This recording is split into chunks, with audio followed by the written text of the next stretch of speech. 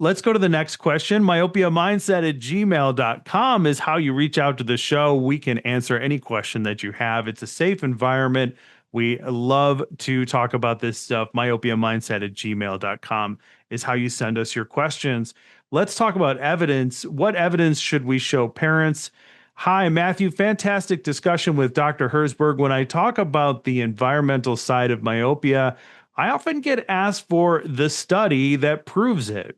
What published research or sources would you recommend sharing with parents to make the message more credible? Carrie, we're going to start with you because I feel like we have a problem right now where there's so much data and research that overwhelms the ECP on what exactly they should be handing out and where they should be directing their parents. So how do you answer this question? Well, this is not an easy one to answer because there isn't, we're still in that area of debate on what the impacts of all these things have on it. We as human beings are, we're living organisms. So it's hard to do studies on us that, comparison, deny one part of the study, children in one part of the study of this positive and expose them to the negative results from it.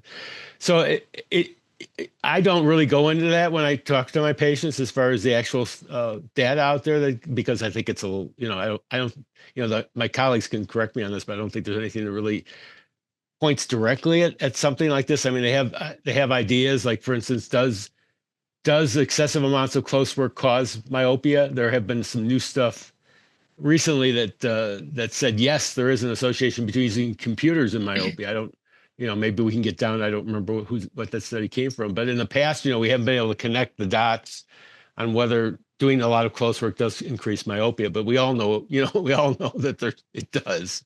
So, coming across with that study is a little bit more difficult in that respect. What I do though, however, with my patients is I tell them, look at, we're preventive care specialists here. And we realize that looking at close work for long periods of time is not healthy. And that you're going to develop all kinds, besides myopia, you're going to develop shoulder and neck problems and all kinds of other things that are going to happen in an ergonomic situation. So it's best not to do a lot of this, over 2 hours we do know that doing over 2 hours of computer screen causes CVS in a lot of cases, and 75% of us will get CVS, and that includes kids. So, their kids are obviously doing more than 2 hours on the computer screen. So, I do reference it to other studies that I have on hand that do show that there, this association, that this isn't a healthy activity. Mm-hmm. And Cheryl, what is your reaction? Do you have studies on hand? Is that part of the initial conversation? How do you do it? Okay, so I love that you're asking this question because I am certain that everybody who practices myopia management has those parents who just feel like they want to know every bit of science, and I'm at some point in my mind, I'm thinking, my goodness, just go to optometry school and then go to Vision by Design if you actually want to know all of this stuff, because there's no way I have enough time to explain to you every bit of science that you're asking for. And it seems to be like that's really prevalent with the parents of these myopic children. They're pushing their children, they're high achieving children, and these parents just feel like they need to know everything. And I don't want to come off as though I don't like to educate. I do like to educate my patients, but I don't want to get into these deep conversations because frankly, there's not time for it.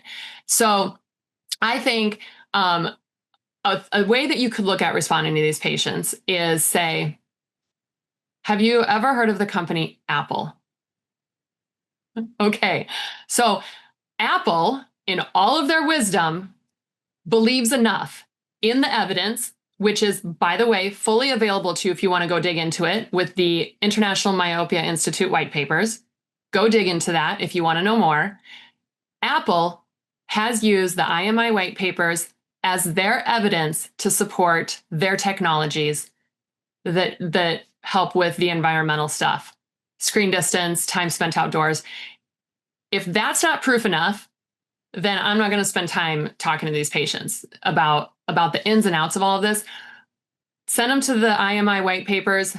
There's hundreds and hundreds and hundreds of studies that are all compiled into one space for them. So if they want to look it up, they can look it up. It's very nicely laid out into different sections. They can read the section on environmental, and then they can see all the citations that are linked to that.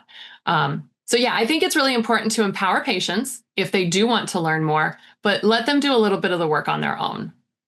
Yeah. And using Apple, which is like, a globally recognized brand, there's a certain amount of trust associated with it.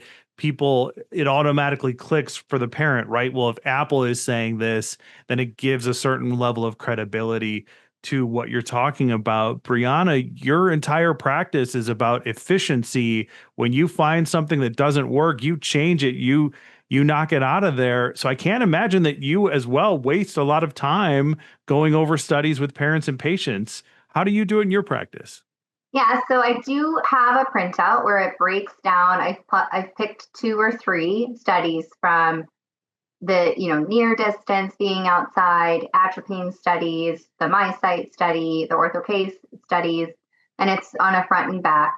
And now we've turned it into a digital version too, so they can go to the QR code and go to the website to look at it. But I also think there's a huge psychological component that we're missing here.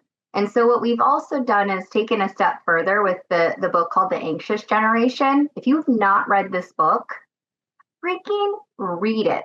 And we've said it a couple times on here. The word that keeps coming up is empowerment. That book on the psychological impacts on how screens and devices have now affected this generation and the two that we are now behind the invention of it's really started when Instagram went on the iPhone. That's when all this really, really went downhill because you couldn't do much with any of these phones, right? So that actually they're seeing, I take that psychological component to it too, to empower the parents on what to say, how to be the bad guy, not the friend. So actually at the Inc. 5000, there was a guy there who's created a website. It's called, or a meetup group. It's called Spill, meaning spill the tea. And it's these meetup groups. And he had a really, really sad statistic that kids between the ages of 13 to 27, on average, have only 3 friends. Which means how many kids have 0 to make the average 3? You can do the math.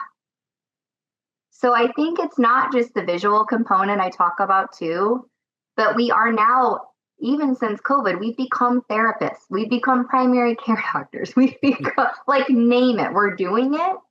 And so I like to take that approach. And I have my top 10 printed out on a little card, again, to empower them.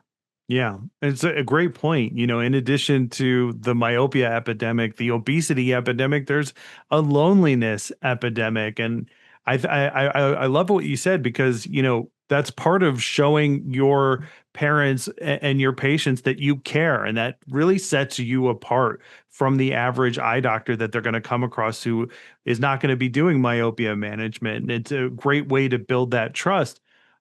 If you're interested in getting the rest of the episode, consider becoming a paid supporter of the Myopia Mindset. In addition to an extended version of this episode and every other episode that we do, you'll also get access to exclusive monthly bonus episodes of the Myopia Mindset. And I know you're interested. You've made it this far. You can do so on our Substack, myopiamindset.substack.com. I'll see you at the next one.